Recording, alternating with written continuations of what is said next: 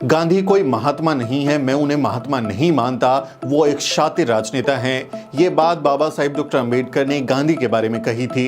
क्यों कही थी? क्योंकि बाबा साहब डॉक्टर अंबेडकर गांधी को बहुत अच्छे से जान चुके थे। वो पहचान चुके थे कि कैसे गांधी वर्ण व्यवस्था के कट्टर समर्थक हैं और वर्ण व्यवस्था को बनाए रखने के लिए, जातियों को बनाए रखने के लिए किस तरह से उन्होंने बहुत ही शातिर तरीके से बहुजनों की हकमारी की। इस वजह से बाबा साहब डॉक्टर अंबेडकर उन्हें कहते थे कि वो कोई महात्मा नहीं है। आज ही का वो दिन है 24 सितंबर 1932, जिसको पूना पैक्ट के तौर पर याद किया जाता है। आज का दिन पूना पैक्ट के तौर पर याद करते हैं और आज ही के दिन गांधी के कोशिशों, साजिशों की वजह से बहुजन समाज का ऐसा नुकसान हुआ जिसकी भरपाई आज तक नहीं हो पाई है। पूना पैक्ट उसका एक जिंदा उदाहरण है, सबूत है, उसकी कब्र है उस बात की कि कैसे बहुजनों की हकमारी हुई थी।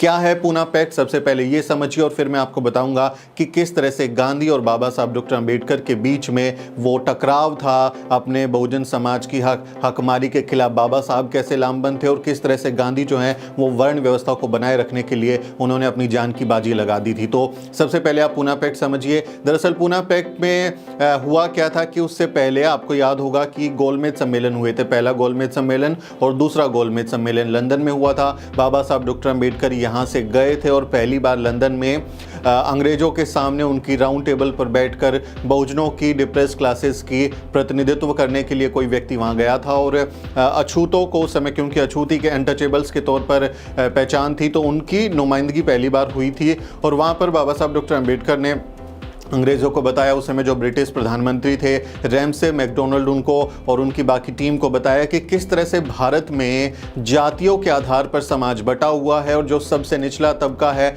उसको ये लोग अछूत कहते हैं, उसको छूते भी नहीं है, उसके पास कोई अधिकार नहीं है और उसकी किस तरह से यहाँ पर शोषण होता है, हकमारी होती है और कितने जुल्म जातियों से उसे गुजरना पड़ता है। ये सब बातें बाबा साहब डॉक्टर अंबेडकर ने पहले गोलमेज सम्मेलन में और फिर दूसरे गोलमेज सम्मेलन में गए बाबा साहब ने वहाँ पर बताई। उसके खिलाफ जो है कांग्रेस ने, गांधी ने तमाम तरीके के प्रचार किए कि किस तरह से जो अंबेडकर हैं वो वहाँ पर जाकर बदनाम कर रहे हैं देश को और एक तरीके का देशद्रोही का काम कर रहे हैं। लेकिन बाबा साहब डॉक्टर अंबेडकर अंग्रेज़ों को ये समझाने में कामयाब हुए कि यहाँ पर अछूतों को आप जिस तरह से मुसलमान और सिख और बाकी अल्पसंख्यक समुदाय को अलग से गिनते हैं, उस तरह से हिंदुओं से आप अलग अछूतों को गिनिए, क्योंकि हिंदू धर्म में अछूतों को कोई अधिकार नहीं है, उनके साथ कोई भी समानता का व्यवहार नहीं होता है, बहुत गैर बराबरी होती है, इसलिए आप उन्हें अलग से गिनिए।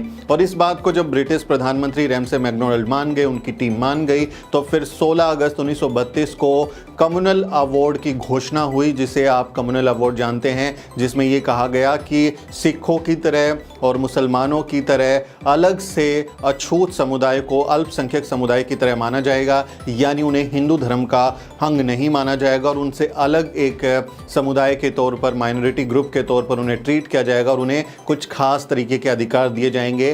कम्युनल अवार्ड में ये व्यवस्था की थी ब्रिटिश सरकार ने उस समय भारत में संवैधानिक सुधार के तौर पर कि जो अछूत समुदाय होगा उसको अब पृथक निर्वाचन क्षेत्र मिलेगा, यानी कि सेपरेट इलेक्टोरेट एरिया उनका होगा जिसमें वो अपने समुदाय के लोगों को चुनेंगे। यानी एक तरीके से जो अछूत समुदाय थे उन्हें दो अधिकार मिले, पहला अधिकार सेपरेट इलेक्टोरेट का और दूसरा अधिकार 2 मत देने का, 2 वोट देने का।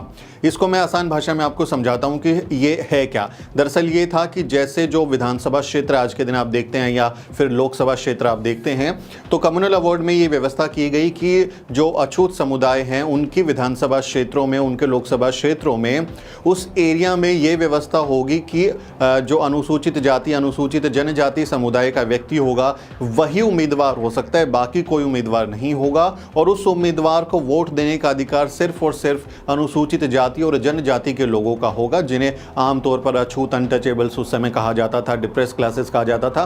तो यानी हमारा ही आदमी चुनाव लड़ेगा और हम ही उसको वोट करेंगे और हम उसको चुनेंगे और फिर वो आदमी हमारे लिए काम करेगा। ये एक मॉडल तरीके की व्यवस्था का बाबा साहब डॉक्टर अंबेडकर ने अंग्रेज़ों के सामने मांग रखी थी, जिसे उन्होंने स्वीकार कर लिया गया था। और उसके बाद ये अधिकार ये भी था कि जब ये हम अपने एरिया के लिए चुनेंगे खास व्यक्ति को, लेकिन लेकिन उस एरिया में जो दूसरा जनरल कैटेगरी से या सामान्य सीट पर जो व्यक्ति होगा उसे भी हम वोट देंगे, हम उसको भी अपना वोट देके चुनने का काम करेंगे। यानी एक हम अपना व्यक्ति चुनेंगे और एक सामान्य व्यक्ति चुनेंगे जो पूरे उसके लिए काम करेगा। लेकिन इसमें खास बात ये थी कि जिस व्यक्ति को अनुसूचित जनजाति या अनुसूचित जाति के लोग चुनते उन्हीं का वो व्यक्ति होना था, वो किसी दूसरी जाति का या व्यक्ति नहीं हो सकता था। तो इससे ये माना गया कि वो चूंकि हमारा व्यक्ति है, हम ही उसको वोट दे रहे हैं, तो वो हमारे लिए काम करेगा और हमारे लिए वो डेडिकेटेड होगा, वो चमचागिरी नहीं करेगा और किसी राजनीतिक पार्टी का चमचा बनकर नहीं रह जाएगा।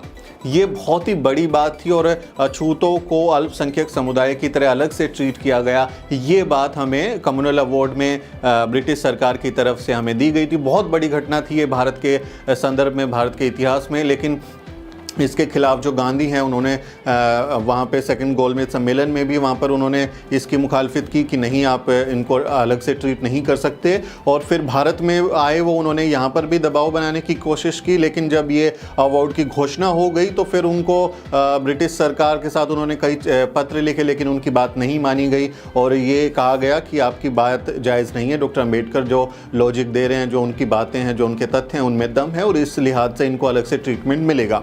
इसके खिलाफ जो गांधी हैं वो 20 सितंबर 1932 को पुणे की यरवदा जेल में जो हैं वो अनशन पर बैठ गए, आमरण अनशन पर बैठ गए और उन्होंने कहा कि यदि अछूतों को हिंदू धर्म से अलग काउंट किया जाएगा और उनको सेपरेट इलेक्टोरेट का अधिकार दिया जाएगा तो मैं अपनी जान दे दूंगा। ये गांधी ने उस समय किया था 20 सितंबर 1932 को यरवदा जेल में। और मज़ेदार बात आप देखिए, गांधी ने अंग्रेज़ों को भगाने के लिए कि अंग्रेज़ यहाँ से चले जाएं, उसके लिए कभी आमरण अनशन नहीं किया। इतिहास की किताबें खंगालिए, गूगल कीजिए, गांधी ने अलग अलग मौक़ों पर अनशन किए, लेकिन कभी इस बात को लेके अनशन नहीं किया कि अंग्रेज़ यहाँ से जब तक नहीं जाएंगे मैं फास्ट अनटू डेथ यानी आमरण अनशन पर बैठ जाऊँगा और जब वो जाएंगे तभी मैं अनशन तोड़ूंगा। ऐसा गांधी ने कभी नहीं किया। लेकिन बहुजन समाज के जो उनको हक मिले थे, जो अधिकार मिले थे, जिससे उनका भविष्य सुनहरा हो सकता था, जिससे उनका भविष्य शानदार हो सकता था, उसके खिलाफ जो गांधी हैं वो धरने पर बैठ गए, आमरण अनशन पर बैठ गए यरवदा जेल में। और उसके बाद जो हुआ वो फिर हम इतिहास की किताबों में खंगाल सकते हैं।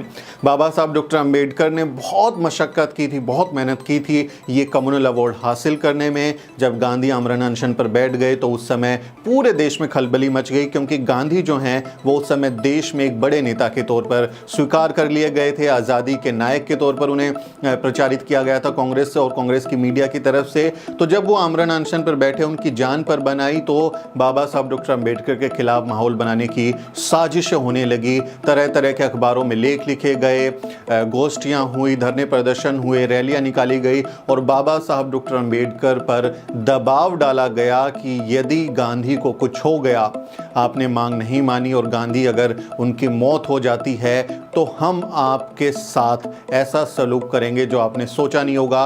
और बाबा साहब डॉक्टर अम्बेडकर को खुलेआम धमकियां दी गई और उन्हें ये तक कहा गया कि यदि गांधी के साथ कुछ होता है तो फिर आपका जो अनुसूचित जाति जनजाति समाज पिछड़ा वर्ग है, जो जिसको डिप्रेस्ड क्लास बाबा साहब संबोधित करते थे, उसको हम आग लगा देंगे, दंगे कर देंगे और उनकी बहुत दुर्गति करेंगे। इस तरह की धमकियां खुलेआम बाबा साहब डॉक्टर अम्बेडकर को दी गई। और साथ ही जो कांग्रेस के दूसरे नेता थे उन्होंने बाबा साहब से मिलकर भी उन पर दबाव डाला।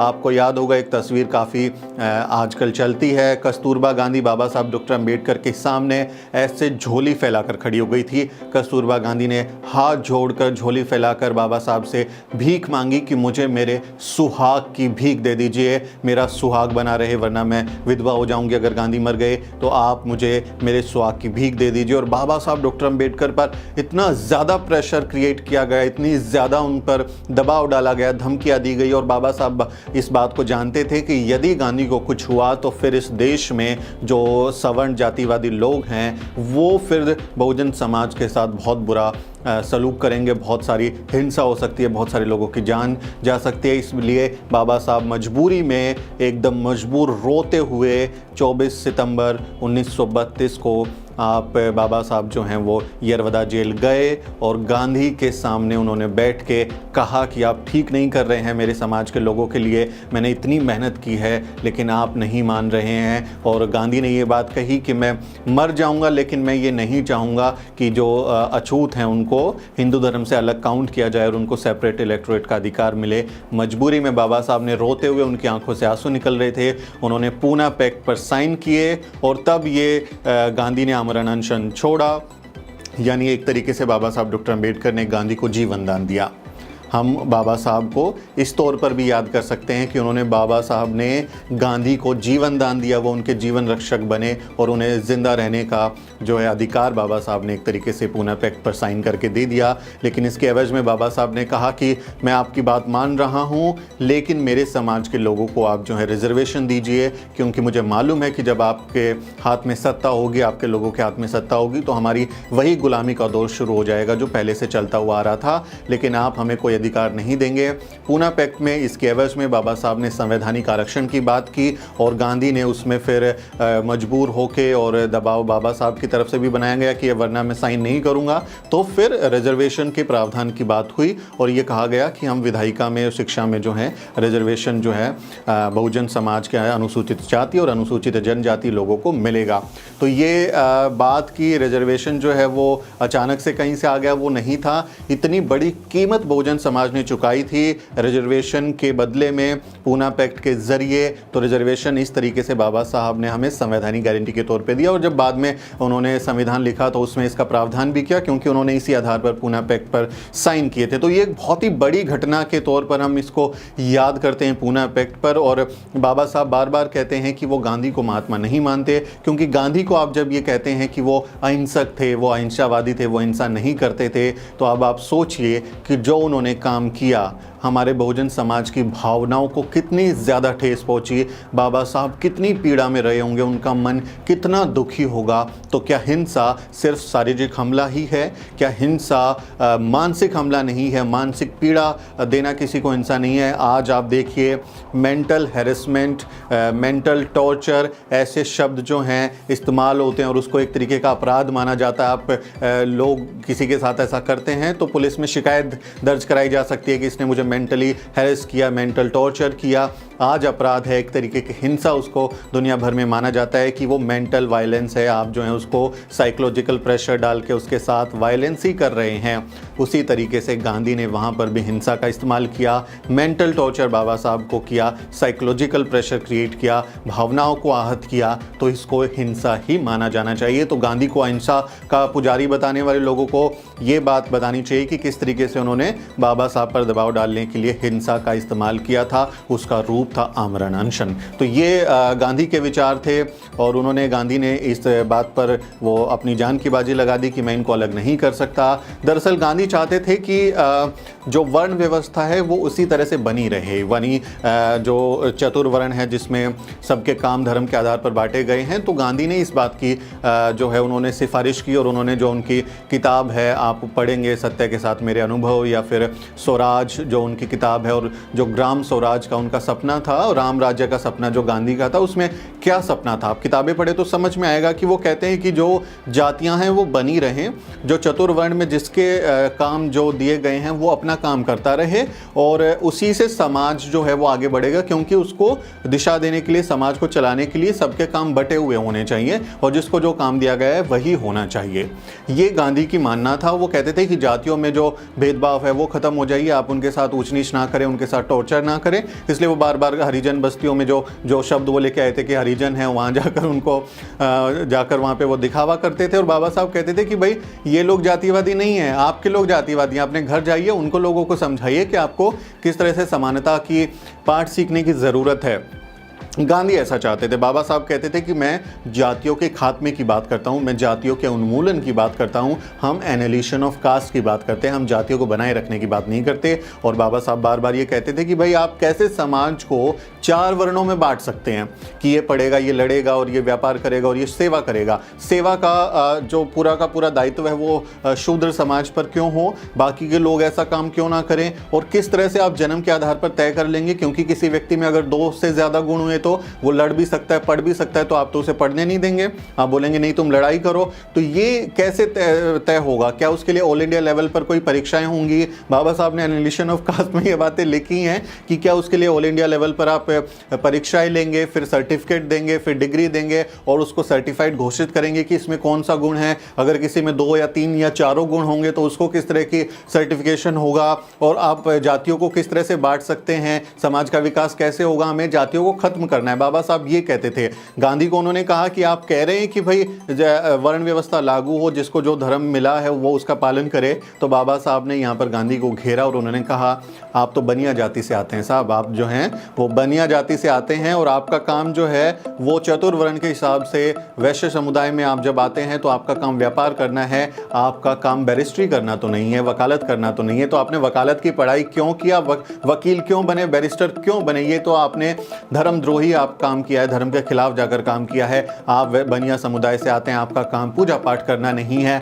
आपका काम आध्यात्मिक धार्मिक काम करना नहीं है। तो फिर हे राम का सत्संग क्यों करते हैं? बार बार आप जो ये हे राम और जो ये हिंदू संस्कृति के ये पूजा पाठ ये काम करते हैं, ये क्यों करते हैं? ये तो ब्राह्मण धर्म का वर्ग का काम है। तो आपने यहाँ पर भी धर्मद्रोही काम किया है, आपने धर्म के खिलाफ जाकर काम किया है। तो आप जो बात कह रहे हैं कि धर्म के हिसाब से, चतुर्वर्ण के हिसाब से आपको अपने काम का पालन करना चाहिए, तो आपने खुद क्यों नहीं किया? बाबा साहब ने गांधी से ये सवाल किया कि आपने खुद ये बात को एप्लीकेबल क्यों नहीं किया, खुद के आचरण में क्यों नहीं लेके आए? तो आपकी करनी और कथनी में बहुत ज़्यादा फर्क है। और बाबा साहब ने इन्हीं बातों पर घेरा और ये कहा कि मैं गांधी को कभी महात्मा नहीं मानता, वो महात्मा नहीं है बल्कि एक शातिर राजनेता हैं। तो ये पूना पैक्ट में आज की कहानी मैंने आपको बताने की कोशिश की और आपको समझाया कि किस तरह से हमारे साथ बहुत बड़े लेवल पर जो है एक धोखाधड़ी का काम हुआ और उसको नाम दिया गया कि आज़ादी की लड़ाई और अहिंसावादी लड़ाई थी। और उसी की वजह से आज जो है आप देखेंगे कि जैसे मान्यवर साहब कांशीराम ने अपनी किताब चमचा युग में लिखा है कि अभी क्योंकि जो नेता होते हैं, विधायक या सांसद होते हैं, वो समाज के नेता या विधायक नहीं होते बल्कि पार्टी के वफादार नेता सांसद विधायक होते हैं, क्योंकि टिकट उनको पार्टी देती है, पार्टी व्हिप जारी कर देती है, उसके खिलाफ जाएंगे तो सदस्यता चली जाएगी, आप पार्टी के खिलाफ बोल नहीं सकते, अगली बार आपको टिकट नहीं मिलेगा।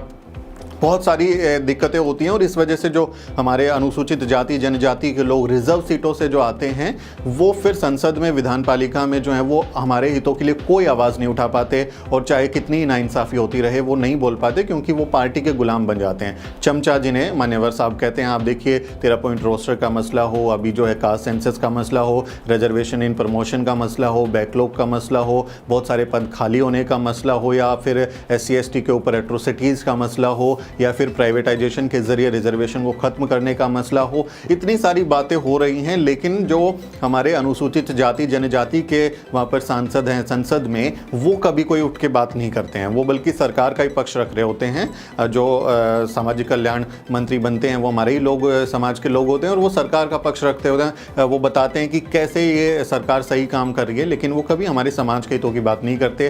क्यों नहीं करते? क्योंकि वो पार्टी के गुलाम हैं, मान्यवर साहब की भाषा में चमचा है। अगर हमें सेपरेट इलेक्टोरेट का अधिकार मिला होता, अगर हमें 2 वोट का अधिकार मिला होता और हमें अल्पसंख्यक समुदाय की तरह अलग से ट्रीटमेंट मिला होता, तो आज हमारे अपने लोग जो हैं वो विधान पालिका में होते और हमारे लोगों की स्थिति इतनी दुर्गम, इतनी विकट, इतनी खराब स्थिति नहीं होती जो आज है। तो ये सब हो रहा है गांधी की वजह से। ये वीडियो आपको कैसा लगा? अच्छा लगा हो तो इसे लाइक और शेयर ज़रूर करें, अपनी राय कमेंट में बताएं और हमारे चैनल को ज़रूर सब्सक्राइब करें। साथियों, हमें आपकी ज़रूरत है, आप हमारी ताकत हैं, हमारी ताकत बढ़ाएं, सब्सक्राइब करें। और हमें कुछ आर्थिक मदद करना चाहते हैं तो आप डिस्क्रिप्शन बॉक्स देखें, हमारी मेंबरशिप लें और हमें सहयोग दें ताकि हम इस तरह का काम जो है वो लगातार आपके साथ करते रहें। साथियों, मेरा नाम सुमित चौहान है और इस वीडियो को बनाने में मेरी मदद कर रही है मेरी सहयोगी असरा परवीन। अगले वीडियो में मिलते हैं साथियों।